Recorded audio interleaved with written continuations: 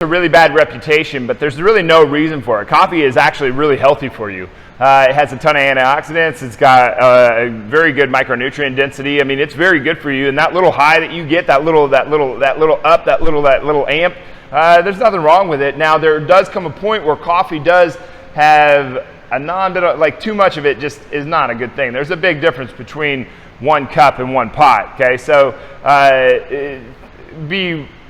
don't be ridiculous here and think the more is better, because it's not. We all have a tendency to think, oh, if a little bit is good, then a lot is better. Well, not all the time.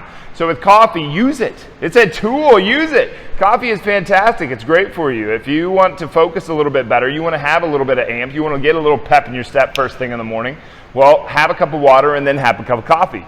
If you don't enjoy coffee, don't drink the coffee. Who cares? Like, don't use this thing like, oh, I have to have my cup of coffee even though I hate it. That's not what I'm saying here. I'm saying don't feel guilty about something that actually is very good for you.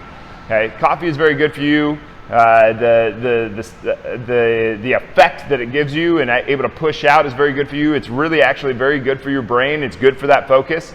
I would rather you have a cup of coffee than take a prescription medication for your focus, if that was the case.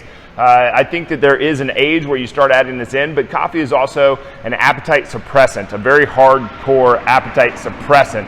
So think about this a little bit and use it wisely. If you're trying to go for fat loss, it might be a very good thing. If you're 6 years old, you probably don't need to be drinking coffee, right?